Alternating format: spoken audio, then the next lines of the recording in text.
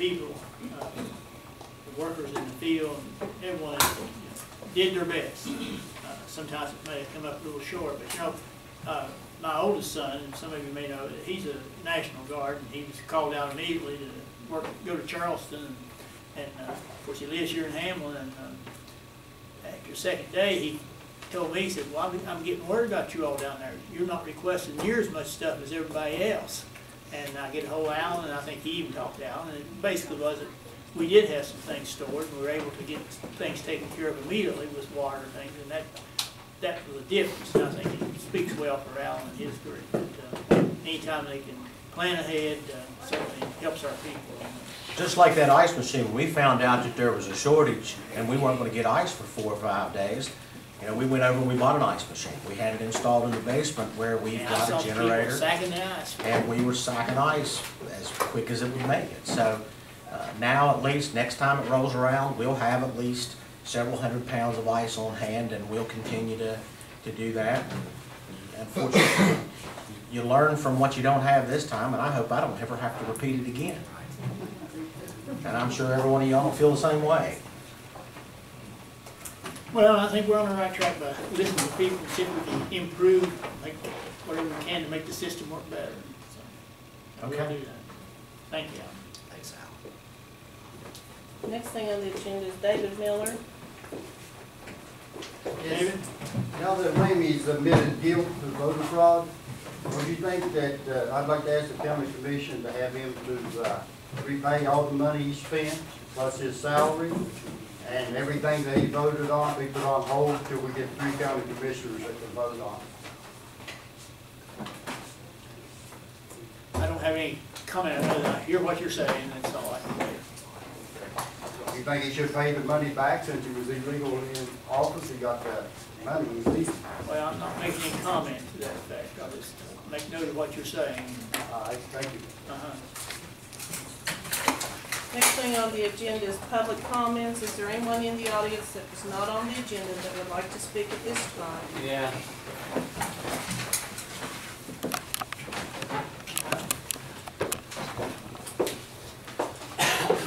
I'll pass out the letter.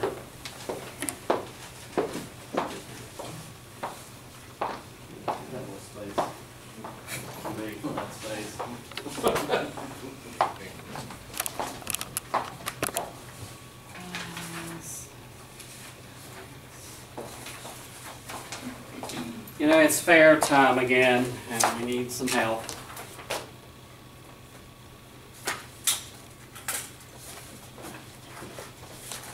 We're asking for some money for fireworks that we could,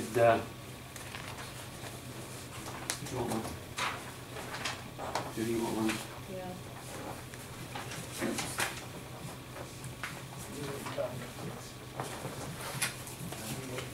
Our fair is August the 30th and 31st and September 1st and 2nd. We do have a lot of things that's going to happen again this year. A lot of new things. We've got a nice carnival coming back in, petting zoo, the war reenactment, or I should say living history, not war reenactment. We'll have an antique tractor hit and miss engine show. Just a lot more things than we normally have. We're going to have contests for kids. When school kids come, we will have watermelon seed spitting contest. That's a hard word to say. And pie eating contest. And on Saturday for the adults, we're going to have hot dog eating contest and pie eating contest. So there's a lot of things that we're going to have. And we just need, Well, and all this is good for the county and people, I'm sure. Give us a little time to think about how we might want to help. okay. Because every time we book something, the price just keeps going up. Ain't no doubt. I mean, and it's our people. I guess I look at, they need an outlet for entertainment, and if they can get to a place where they can afford it. And we're only charging $10. That's to see everything. You ride the carnival rides, you get to do the concerts, you get to see the motorsports. In other words, it's $10 for adult children, $5 if they ride carnival. Senior citizens, we're going to $5 this year.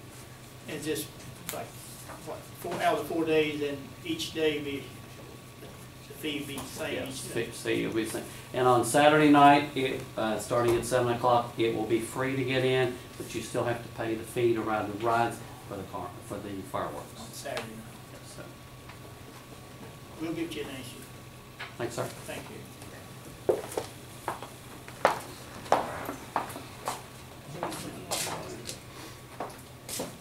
Yes. Could you all please specify which Michael Browning it is that you picked to replace Mr. Rainey? Where's his residence and Hearts, and he's one that works with the youth sports up there all the time. which part of Hearts? I guess Big Hearts. Okay. And what does he do, I'm sorry? Pardon? What did you say you did? I didn't hear you. I said I got acquainted with him because he's such a youth sports supporter, coach, and those kind of things, work with the kids in the community and those things. I don't know if Mr. Banks has anything else to add or not, but that's how we basically, just feel like he's a person that cares about his community, cares about the people, wants to be involved, and we just felt like he would be a sort of a person of, that would step up and try to help. I don't know him anything about any, political ambitions, or never heard anything about him doing any kind of political thing other than just helping kids. And that was a factor that I felt like the community needs somebody like that, and just something that you can walk into and help a little bit, maybe, there's lots of people qualified up there. And we did discuss several different ones, just try to find somebody that we thought was useful, maybe it might inspire them to one of these days, get more involved or something. So, And he will not be able to run for the election in the fall, correct? well, now that will be, I don't know, I wouldn't be able to say that, but I think that'll be up to the committee. If they so choose to pick him, then he'd have a right to, I think. But that'd be the only way. It's past time to file for an independent, that's for sure. Well, wouldn't that go back to the same thing we got into with the sheriff thing, that would be considered unfair advantage? Well, it could be, and no different than, our county clerk. We appointed him, and, he's eligible to run for the election. Yeah, I don't think that was specified for that Well, this is not position, so- specified either. I mean, we're trying to, make a shoe fit that doesn't, not there. I think, just to comment as far as what I know about Michael, he's been a patient of mine, his family's been a patient of mine, his extended family's been a patient of mine. I knew him when he was in high school, so I've known him back that long. I went to church with him. Does he preach? Is that the preacher? Michael Yes, Brown? yes, he Okay, does. that's what I- That's what I understand now. He does. I haven't heard him several preach yet, but they tell me he does. But every time I see the man, he's working either helping kids or he's on a tractor sweating. Mhm. And so I think those are two really good things to have if you're going to have somebody sit on this commission, and somebody that really cares about the kids and somebody that's a hard worker. And I think he'll do a good job while he's here. I really do. Then I just got two other quick questions. The Aytonville grade school, or most recent name Harts Primary, people's been asking me, and I told them I would find out. I mean, they've noticed that the buildings have been took down, and the playground equipment has been moved, and is that property the property of the board or the county commission, or, I mean, if somebody's interested in buying it, who do they need to contact? I'm not sure. All that's right, it does not belong to the county commission. It does not belong to you all, okay. And then there was one other thing that somebody asked me to ask you again. Are you all aware that there was a break-in at the Pearlsburg Community Center recently with one of the businesses there, and they were told they didn't have any insurance on that building? I don't know if they had, I don't know if the commission has insurance on that building, but do you all have insurance on that building? It's part of our policy coverage. I don't know anything about, they have to know something, like liability covered, fire stuff. We do have insurance on the building, but it does not cover the items that does not belong to us. So the We have- businesses that wouldn't cover anything No, that's it will stolen from not. them? It will cover only the things that the county commission owns.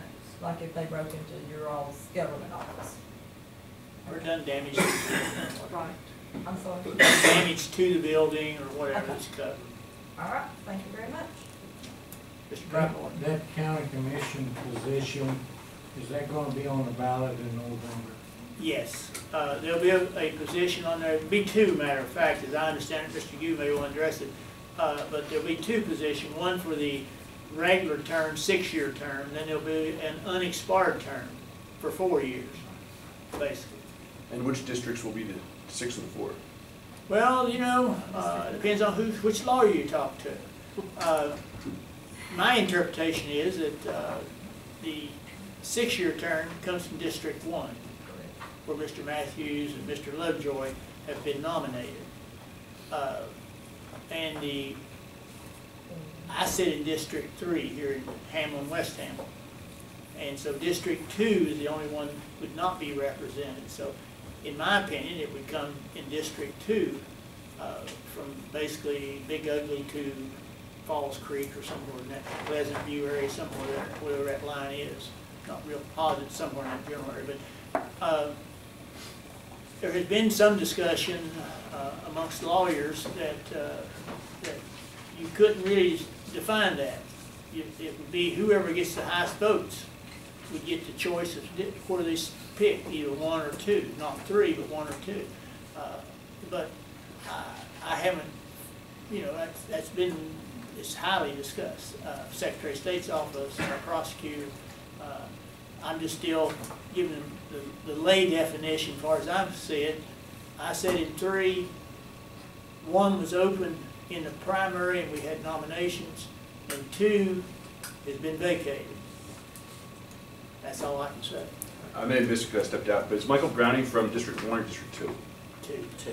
And we were advised to pick somebody from Harts, not District 2, but from Harts, because before Mr. Randy Sett and elected, because at the time of election there were 6 districts and Harts was one of them. And that's the reasoning how we followed that. Mr. President, if I may, you have said it well. And the Secretary of State lawyer says that Mr. Ramey's can either come out of number 1 or number 2 district.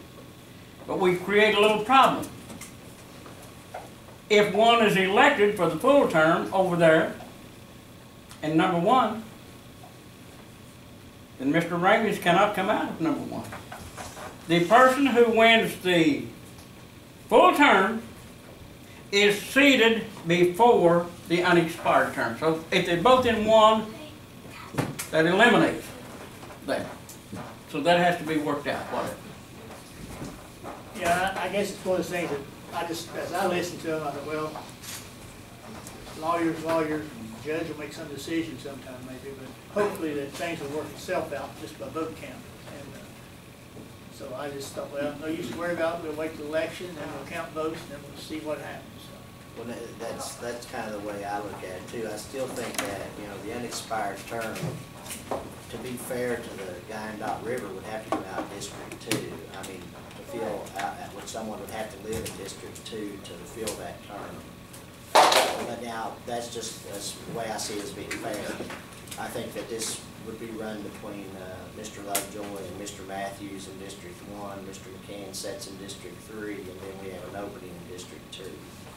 And so that opening would have to be filled, I think, or you get into a situation where you're putting more commissioners in one district than needs to be. So that's all. It'll work itself out, in my opinion, in due time. Anyone else have any questions? Yes. Yes, sir. I'd like to bring it up about some of the stuff that I saw at the fairgrounds over July the 4th. And I want to thank Mr. Browning for helping me get them put away, drug paraphernalia. And I've got photos of them if anybody wants to see photos of what was out there. And I found out afterwards there was another vendor there that was selling some of the same kind of stuff. We don't need this out there for kids to see anywhere in the county. And if it's possible, I'd like to make a suggestion that we pass a county ordinance or whatever we need to do to prohibit the stuff even being sold anywhere in the county. It's being sold in the tobacco shops here in the county. You never see anybody smoking tobacco out of a bong with a gas mask over their face and things like this.